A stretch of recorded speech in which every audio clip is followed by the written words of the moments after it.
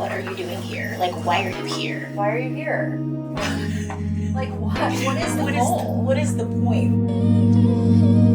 There's no answer. There's no answer. And I think that that's what we're meant to believe.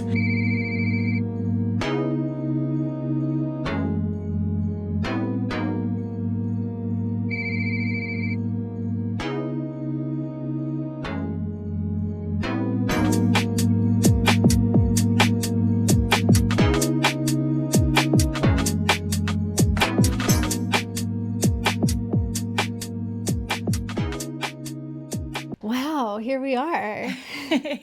It's a new year. It's a new dawn. It's a new day. It's a new life. And I'm feeling good. All right. I mean, I hope everybody's feeling good out there. I mean, it's like, but it's 2026. It's 2026, new year, new me. Ugh. Hate that. But for real, we are recording this in 2025. We're thinking about 2026 because this is when this episode is going to release. Mm-hmm. And we're just getting out of the holiday season. Yeah. I don't know. The holidays, I feel like it's such a wild time for people because I think like for some people it's like a very fun time and they love it and maybe they have like lots of friends, lots of family that they're with. And then I think for some people it can be triggering. It can be a time of grief. Yeah. We may have lost people that we love and it's like our first year without them. I don't know. I just think when I'm teaching at the holiday time, the energy in the room is wild. It's very potent and mixed. And I think I try to, of course, we're on the same page. I was going to say it's so interesting, but it's not that interesting because like, duh. But when I'm teaching during the holidays, I consciously try to acknowledge the complexity of the season and what people might be going through. So it's not all about like, merry, merry, joy, joy. Absolutely, it might be that for some people. And for others, like you said, it's a more difficult period of time. So honoring that and just holding space for whatever it is. Like if you want to be on one with all your joy, great. And also, if you're not necessarily feeling joy from external sources, how can you go more inward? Yeah. Especially because winter solstice, we're in winter. I mean, I know we're moving more towards the light at this point, but, for me, winter solstice is like, okay, winter is here. And we're moving more towards the light, but really thinking about the season, which is a season of reflection, in my opinion, of like slowing down, introspection, contemplation. Yeah. Like we're supposed to be resetting. We're supposed to be slowing down. Everybody, this week that we're recording this was the solstice week and it was like a week of a new moon. So it's like dark. Things are dark. I mean, at least in the Northern Hemisphere. And it's like, yeah, no wonder we're tired, and capitalism and your family and all the things that you got to take care of. Yeah. So not to be like Debbie Downers. No. But also, I think that with capitalism, we are fed that during this year, it's like celebrate, eat more, drink more, buy more. And for some of us, I think for most of us, it would benefit to find more of the balance. Yeah. What would that be? What would be the balance? Oh, I guess we're gonna get into it later. We're getting into it later, but I mean, that's funny that you say that. I think the full moon that we're going to be speaking about this episode really talks about finding that balance.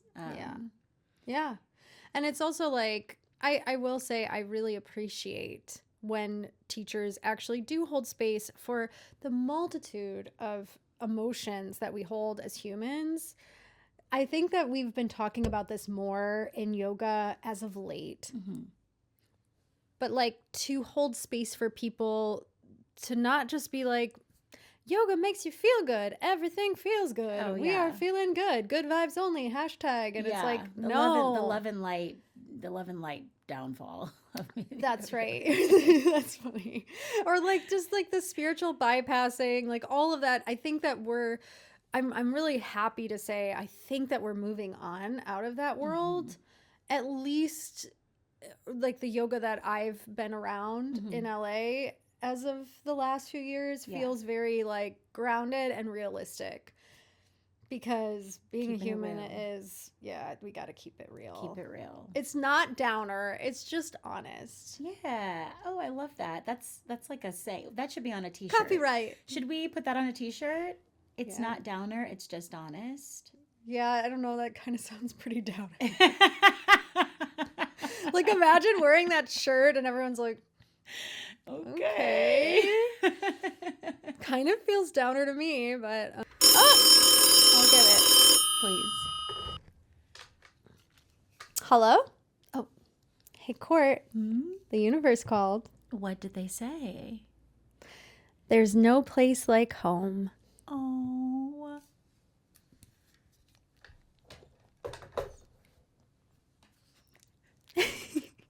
Wow, that's perfect. Right? That's perfect. It's perfect for this Cancer full moon. It really is. Oh, I love that so much. I've been watching a lot of Wicked, not a lot, but like my 4-year-old is into the first Wicked, which I was surprised because I thought it was going to be too complex. And also there's no animation or anything. Not that she only You're talking about like watches the animation. the thing. Yeah. Yeah, the newer one with Ariana Grande and Cynthia Erivo. And I was like, okay, you're into this. And it's a great movie. It actually is a really great movie. But my mom is so funny because my mom is a huge Wizard of Oz fan. Like, grew up on Wizard of Oz. Like, that is one of her favorite movies. And she was like, I didn't know Wicked was about Wizard of Oz. Aww. Why would she So know? did she watch it with So Rue? so while we were home, she watched like half of it, but Rue was like, okay, I'm done. And she got up and left. But my mom was like, I cannot believe this whole time I had no idea that this was Wizard of Oz. And she was so excited about it.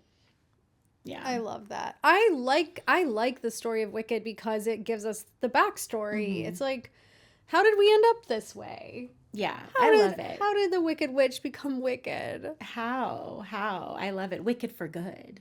Yeah, which I love a twist like that. Sorry, spoiler alert. Well, I mean, the second movie is called Wicked for Good, so it's not really that much of a spoiler, is it? Oh, I didn't know that. Yep. Okay, Anyways, so I love that for what the universe. I love that the universe said that today, by the way. Thank you, universe, for reminding us. Reminding us. There's no place like home. And something that you said earlier in jest, you were like, new year, new me. And what we're going to speak to today is really to combat that mentality. Yeah. And so coming home to self feels for me more powerful and more relevant than trying to recreate myself every year. No, I mean, first of all, who has time? I don't have time to recreate. And it's just not, I mean, even though I know we're like Scorpio season, it's rebirth, but it's just like, look, we're really building upon. Well, that's exactly it. Because when we talk about a transformation, there is a shedding that's occurring, but there's something underneath that is already is waiting to reveal itself. It's not like we're conjuring up this new formula. It's that there's pieces of ourselves that, okay, now it's time for this piece of myself or this aspect or this, version of myself to reveal itself. I'm not new. I'm not brand new. Yeah. I'm just more refreshed. I'm more refined. Or even I'm more real, or I'm more authentic. I'm more because I'm secure. shedding the layers. I'm honestly getting closer to home. Yeah. Yeah, each time we grow, we learn something, we're kind of getting back to who we really are at the center. And I think that's the hope. I mean, that is definitely the hope, so that we can be authentically us. Or, I don't know, it's like the contemplation of like, who am I anyway? Yeah. Which, So I think it gets really confusing at the beginning of the year because we start the year off in the sign of Capricorn. And Capricorn is all about work, like working to build something. And it's not even, I think when I think of Capricorn, it's not about a revealing or getting closer to. It's like, no, I'm building something. Sometimes building something new. I think it's very.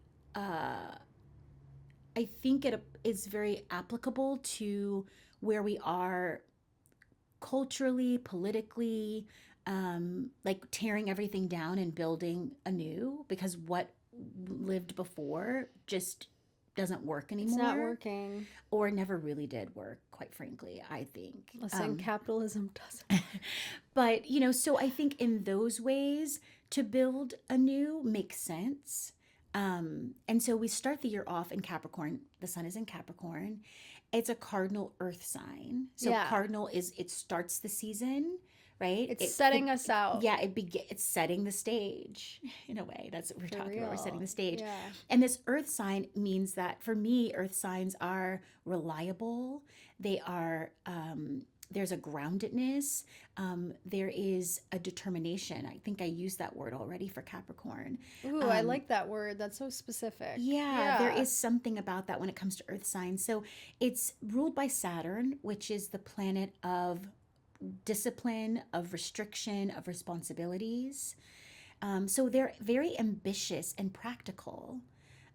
Excellent sense of social responsibility, which again kind of speaks to what I was talking about rebuilding the world that we live in.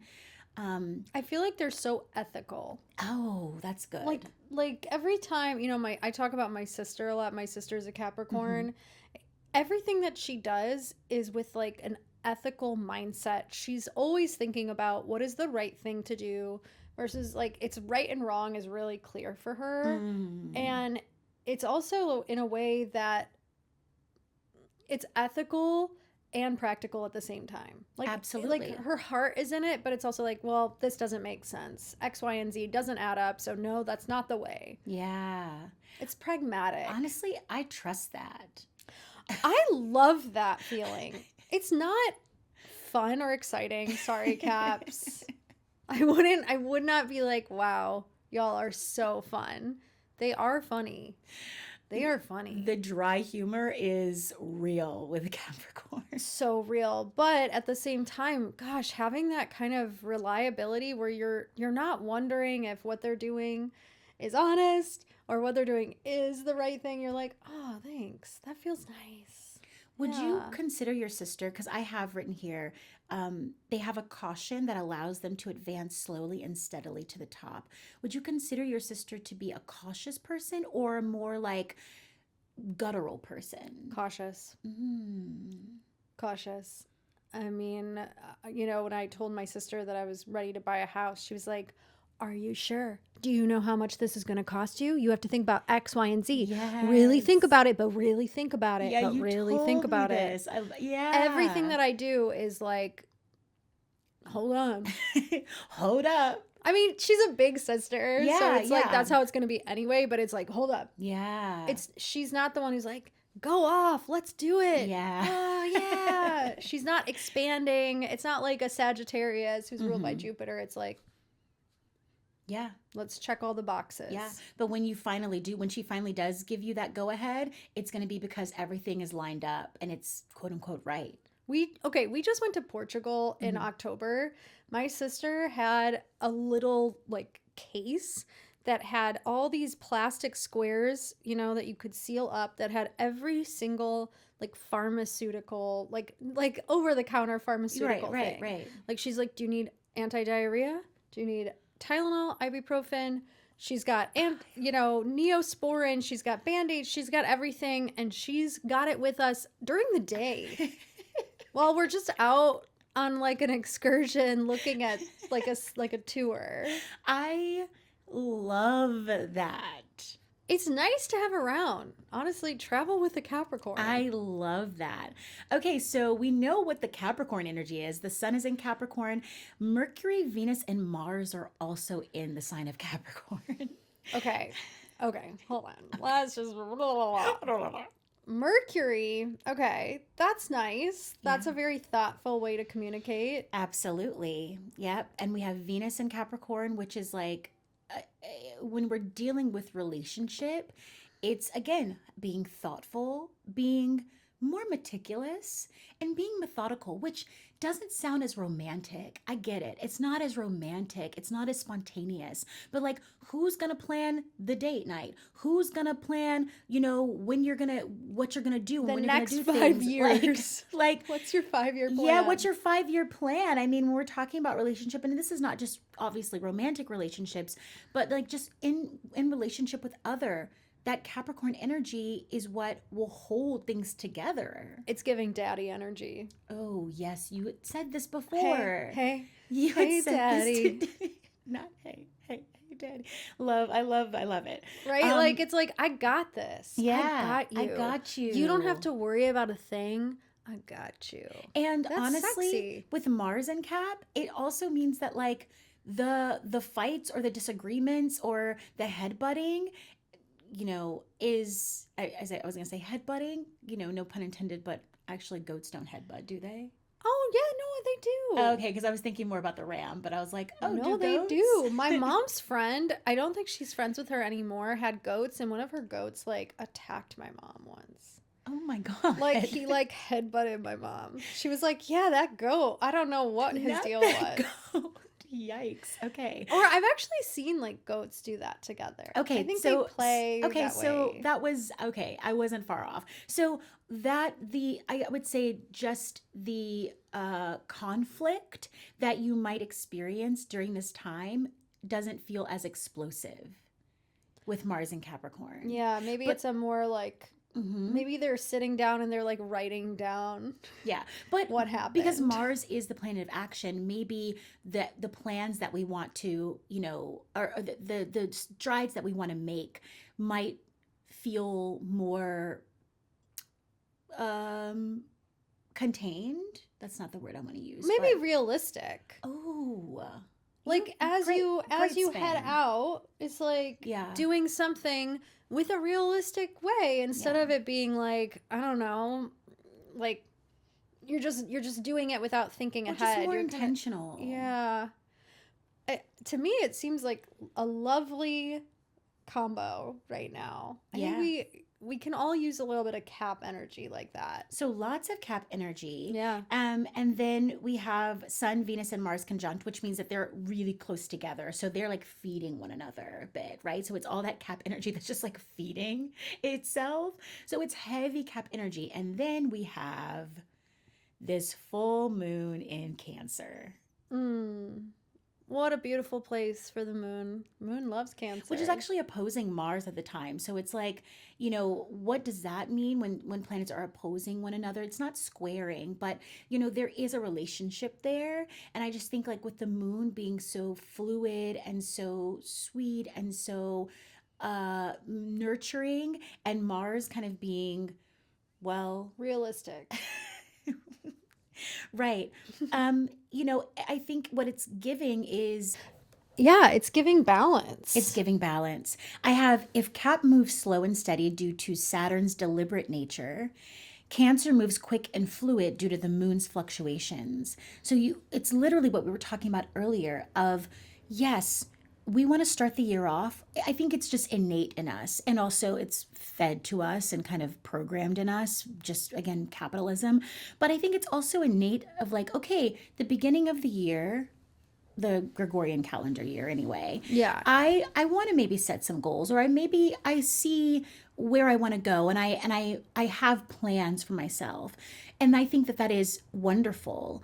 And also, can I be flexible in that in my like planning? Maybe not be so short-sighted or Rigid. rigid or have blinders on. Yeah, for sure. And I think Cancer allows us to be open to listening to the moment a little bit more and tending to what is immediate in front of us. Because I think of Cancer as the nurturer, right?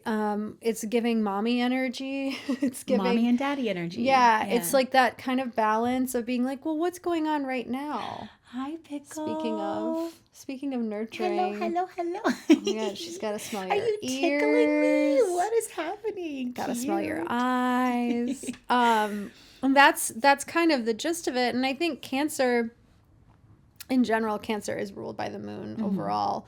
And it's like the moon is changing signs every couple of days. So Cancer is, to me, it feels like it's changing a little bit more. It's watery, it's fluid, it's open, it's receptive. And what I love about that is if we're saying that a Cancer full moon is coming home to self, what it means to me is that the self is actually always changing. And I think that it's changing organically. I do believe that when we begin the new year, it's like this new year, new me saying or mentality feels like it has to be manufactured. Like, I have to be completely different. I have to change. I have to make all these changes now because I'm moving into a new year. And if we follow the moon a little bit, and we're starting the year with this Cancer full moon, it's the messaging for me is that we are changing. We don't have to try so hard. Yeah, like it's like we don't have to force the change. And just to piggyback off of all of what you said, when we have that break, hopefully everybody had a little winter break. If you have that winter break, I think that does actually give you a chance to reflect, to go, like what is naturally like shedding? What is it that I want to change in my life anyway? And I think sometimes it's the reason why we also might feel that feeling in the new year is because we're like, oh, I got all these new ideas. I want to grow. Like I want to follow them. I want to explore them. And I think that's the cap. The cap. And so it's both. It's like we're saying, don't stifle all of the, great ideas and an initial desire to grow. We don't want to stifle that. And also recognizing that the growth requires us to actually come home first, to check in, to be present, which leads us to our teaching, I think, today. Yeah, because in order for us to grow in general, it's like we got to know who we are or where we're coming from, or maybe just take some time to rest. Yeah, just to show up, really. And showing up doesn't necessarily require, bells and whistles. It's just showing up as we are. That allows us to then just be here and be ready and willing. We're calling these 2 episodes, so this one and the next one, we are referring to them as like back to basics as we start the new year. And actually Natalie came up with that, which I think is pretty brilliant. Because Thanks. Shout out. Thanks for the shout out. Shout out. But I think, again, when we start off the new year, there is this messaging of like, okay, who do you want to be? How are you going to get there? Set these goals. And for us, I think it's been really important to like lay the foundation, right? How the heck are we gonna, let's say we want to, I'm just spitballing here, but like, let's say we want to integrate some sort of new, I guess, like routine in our lives. Like we're like, oh, I want to do X, Y, and Z. Maybe it's like, I want to journal in the morning. I want to work out 3 times a week. I want to take 5 walks per week. It's like, whoa. I understand you want to do all those things for sure. But like, are you eating 3 meals a day? Yeah. Like, do you have the do you have the system set up, The infrastructure. the infrastructure set up to already have your foundations laid before Yeah. you start adding a bunch of shit to it? Yeah. And it doesn't mean like we can't have these goals of where we want to go or what is possible for us. It just is like back to basics is like, are we getting 8 hours of sleep a night? Yeah. You know, am I It's- eating enough fiber? I don't know why I'm talking about food and sleep. I, but right, well, I'm just trying to be 'cause- practical. Yeah, yeah. I mean, I think it's the sustainability that comes along with Capricorn. Mm. You know, so it's like, yes, we want to work hard. We have drive, we have determination, and also we want to make sure that all of these changes that we're making are actually sustainable. Do they fit in our lives? Yeah, and if we have the foundation for something, then the other practices that we want to implement, I think, are easier to implement if we already have the first thing down. Yeah, and what's the first thing when it comes to asana, Nat? First standing pose, Tadasana. Tadasana. Number 1, babe, Sets the tone. aka mountain pose. Mhm. And Tadasana is, you know, depending on what your body looks like, it could be standing on 2 feet, it could be sitting down on a chair or something like that with your 2 feet on the ground if you got 2 feet, right? But it's a foundational posture where you're standing tall, and it should feel like a sense of equalness on both sides of your body, awareness on both sides of your body. Your spine is in a neutral position, right? You're not turning your head up and down or side to side, at least in a basic Tadasana, right? We have variations of Tadasana. And it also requires full body engagement. When I did my yoga teacher training, my teacher who taught the asanas, and shout out to Jay Fields, she would be like, there's standing at the bank pose, like where you're kind of like got your hip out and you're like slumping to the side. Yeah. And then there's mountain pose. Mountain pose is an intentional standing posture. And to me, it's very powerful Absolutely. to stand steadily, and B, it actually takes a lot of energy.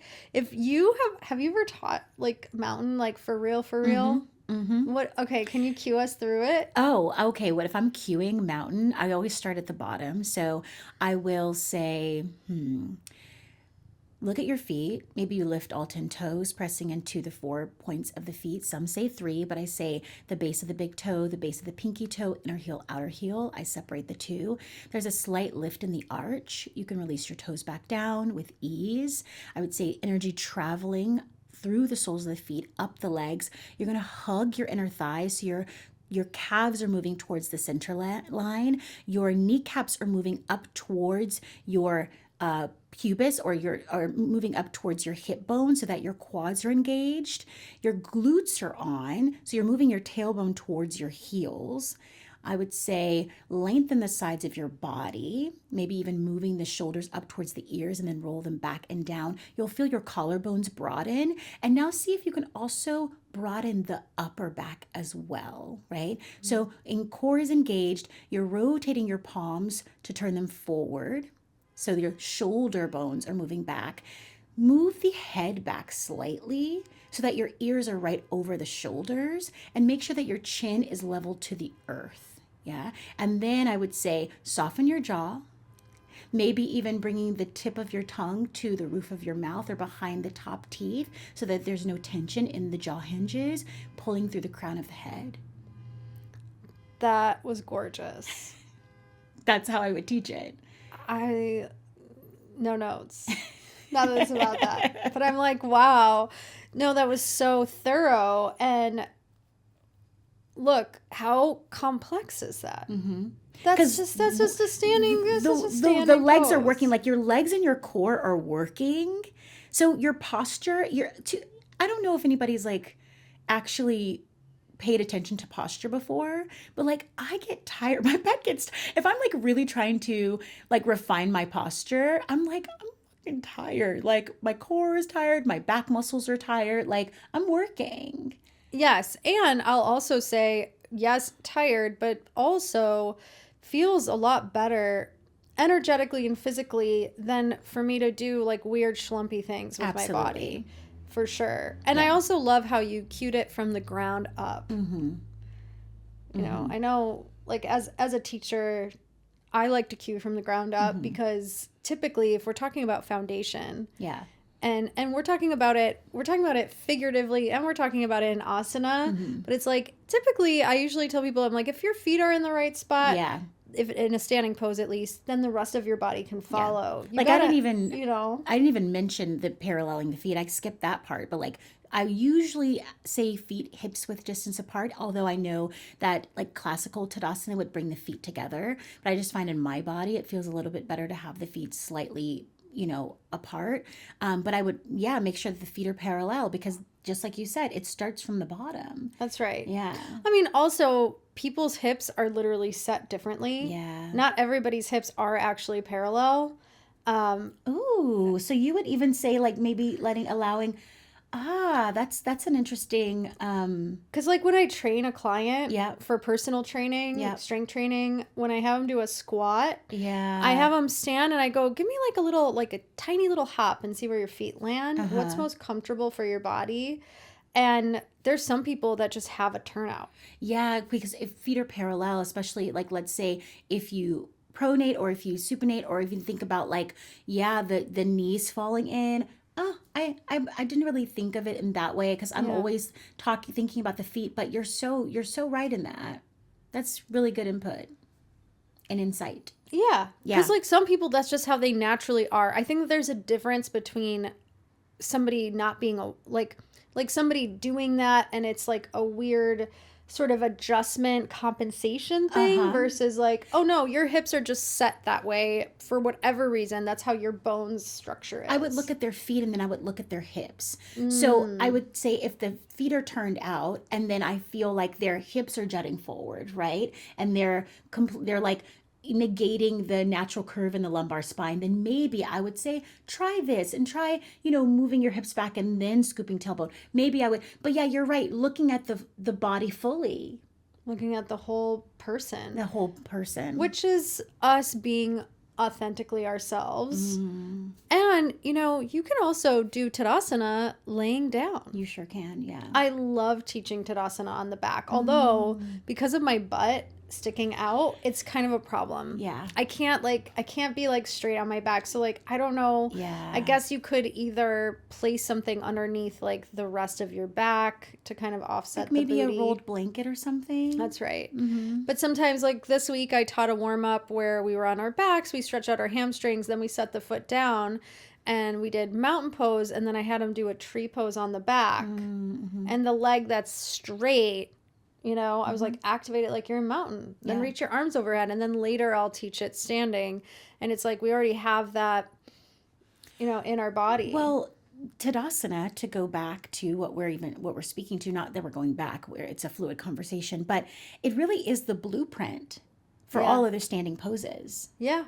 So I do find that like if we can get, if we can have a very vital relationship with our Tadasana, because I don't want to say like if we can get Tadasana right, because I don't think that we're always changing, we're always adjusting, we're always we're always discovering.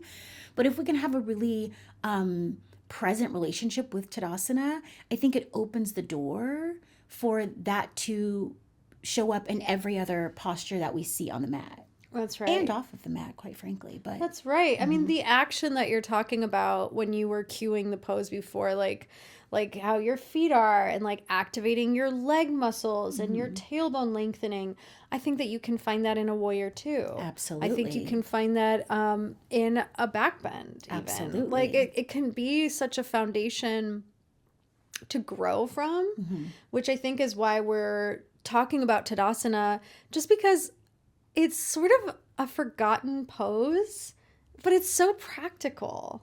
If we're relating it to Capricorn season, it's like we need to not get it right, but we need to know her. We need to know this pose. Yeah.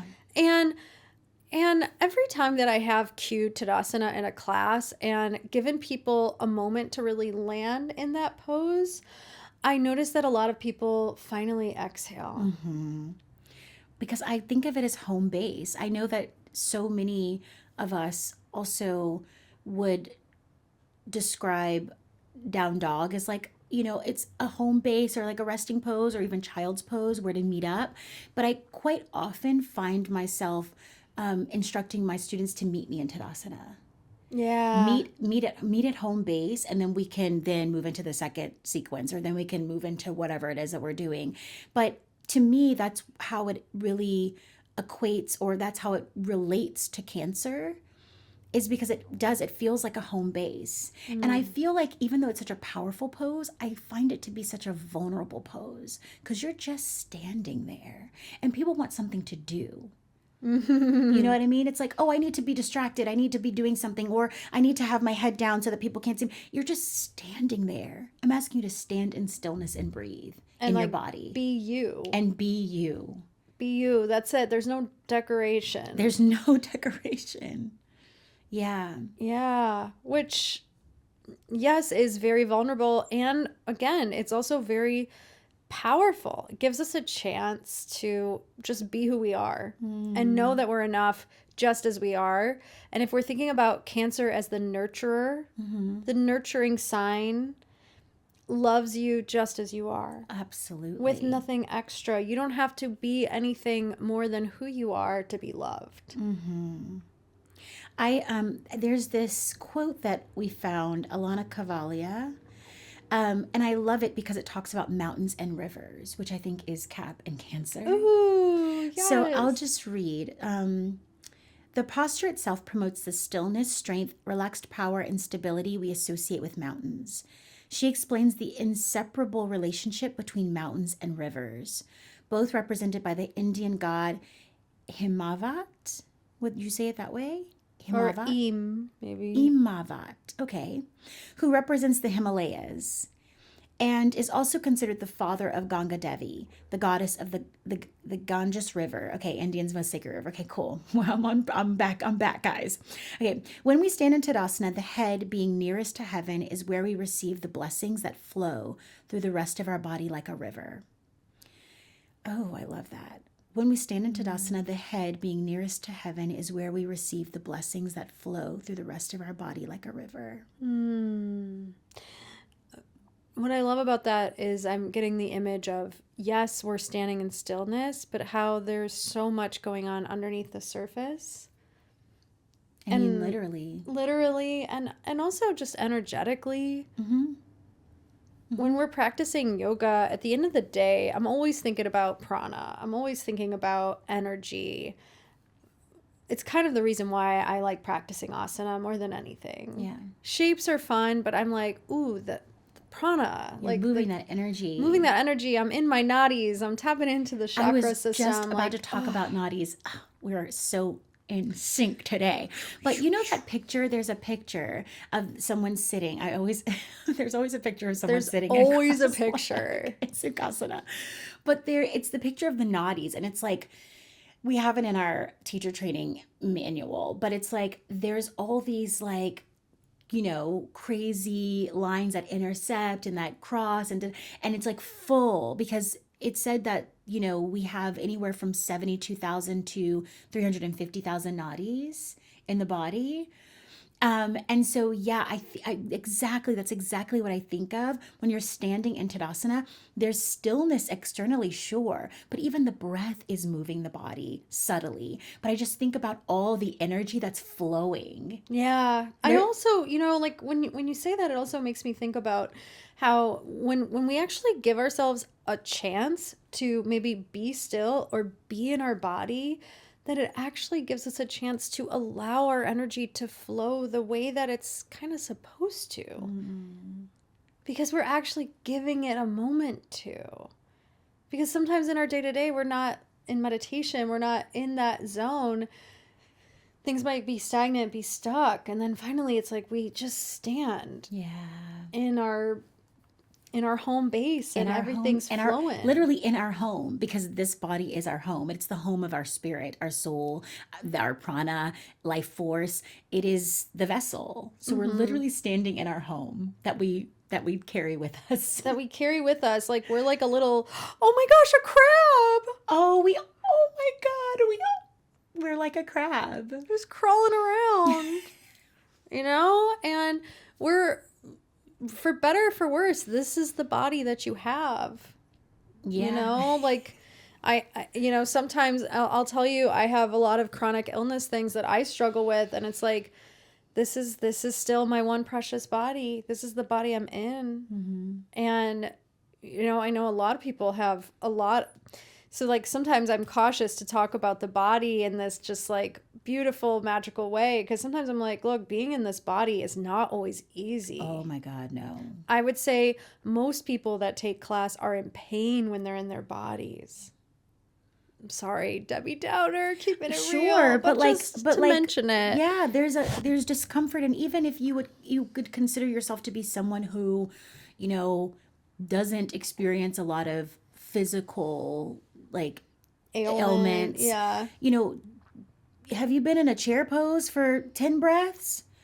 There's discomfort that is bound to arise, whether it's not physically. If you, let's say I squat all the time, like my quads, my glutes, my core is so tight, so ready for it. But like maybe mentally, and I consider the mind to be a part of the body, right? Because the body and the mind are prakriti. So I would consider that to be matter, and the spirit to be the essence, or, purusha. So it's like, even if your physical body doesn't experience discomfort, your body is still experiencing that discomfort, because then you're like, how long are we going to be here? What's going on? Okay, I don't like this teacher. Okay, I came to the wrong class. Okay, I want to be moving, whatever the case may be. So absolutely, like, I would say, if even in like a restorative class or a yin class where you might not be doing vigorous movement, there is a good chance that one will experience some discomfort in asana, or oh yeah, definitely in a yin class. And I think that that's like part of it, is that so that we can breathe and we can be here and we can be present. And for me, that's when I attempt to, I'm not always great at it, but I attempt to get into my fucking gratitude practice of like, ooh, this is intense, but like, oh, my body can do this. Or like, ooh, if I just like, okay, mind, you got this. Focus on the breath. Yeah. That's like when I get into that hardcore, like, all right, gratitude for the fact that I can be here to practice. Like physically, literally, I have this ability, I have the means, all of those things. Mm-hmm. And that's why our yoga practice, though sometimes it is external, so much of it is the internal piece. And at the end of the day, I think a lot of mountain pose, but any pose in general, we've talked about this before, is balancing the effort and the ease, the sthira, the sukha. So we're finding the sweetness, Cancer moon. We're finding that effort, which is our Capricorn sun season. Like, we gotta have a little bit of both in order for us to move through life as it is. Yeah. And at least we know we can always come home. We can always come home. You'd put in our notes, so I want to mention it briefly. We don't have to spend a lot of time on it, but samastitihi, which is Tadasana, but hands together at the heart. And we were talking about this before we started the episode of like, it's interesting because samastitihi is not an asana. It doesn't have asana at the end of it, like Tadasana or Urdhva Hastasana, which is arms overhead. What's the translation for that? Arms overhead, upward salute. Upward salute, yeah. So we were saying, oh, it's an energy when you're in Tadasana. It's an essence. That's what it's speaking to.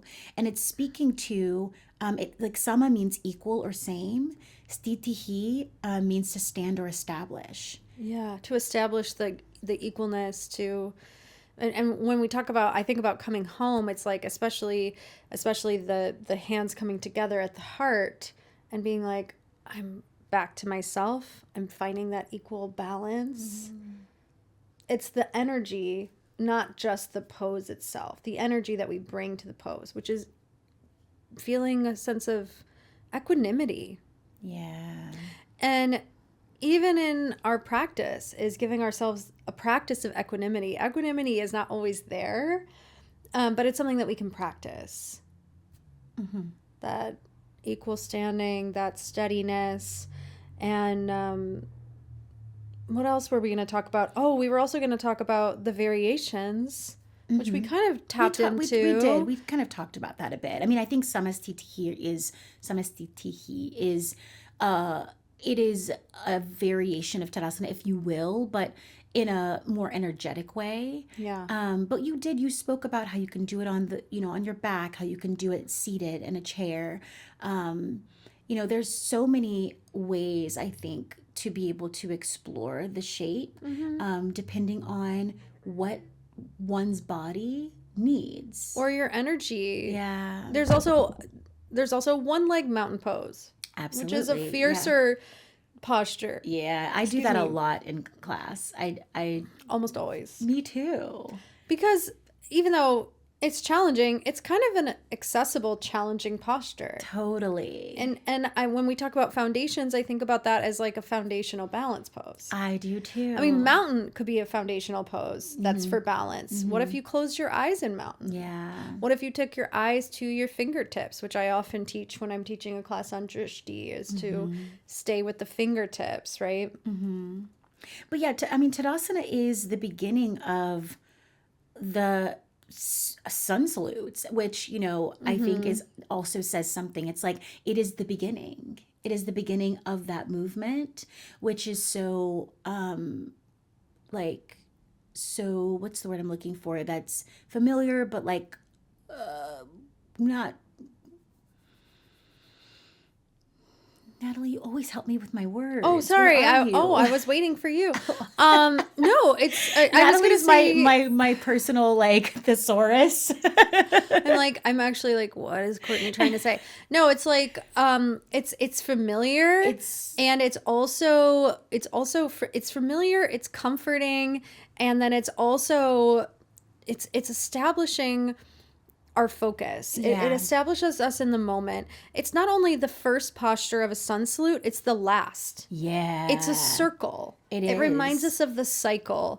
And a sun salutation, which I love about salutations, is that they are cyclical and circular patterns, and having that pattern in our mind is very comforting for us as we meditate.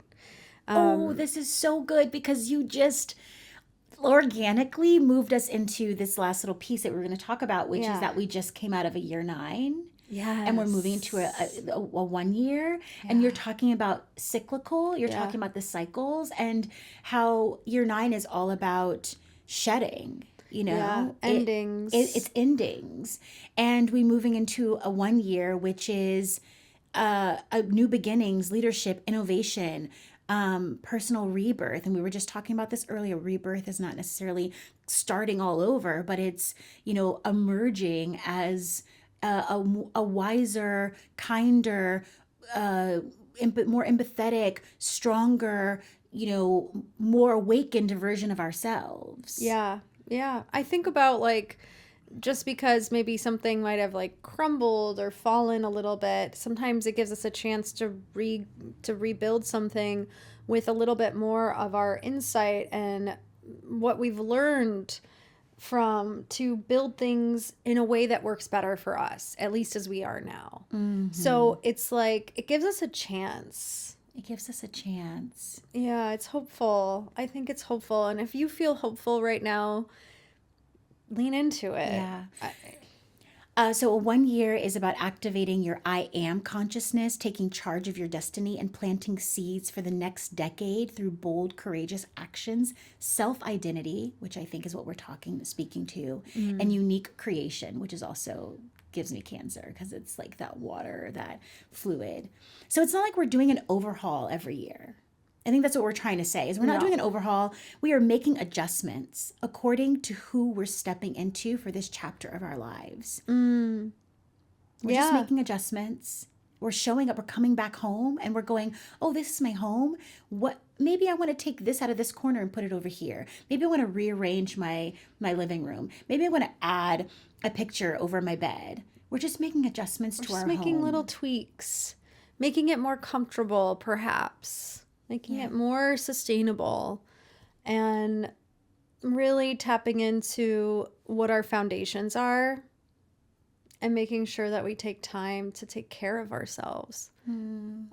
Because Capricorn, that energy is all about go, go, go. I think sometimes, you know, I think about a Capricorn and like the image is like somebody who kind of is tired and like they have like dark circles, like they've been working their ass off. Working their ass off. And it's like Cancer is like, hey, maybe you need to take a nap. Yeah. Maybe you need a snack. Yeah. You know, and it's okay for us to balance it out and use this moon to find a little bit of balance. This is such a good time for you to rest. Yeah, if nurture. you can rest on these couple of days, even if it just is for 20 minutes, do a yoga nidra, maybe coming back to your gratitude practice. It can, and gratitude practice can be like literally at any moment. At any moment. You don't have to like make it a thing. You can just drop it in. Yeah, we're nurturing ourselves as we, you know, set intentions and on our journey. Yeah. Thank you so much, everybody, for listening.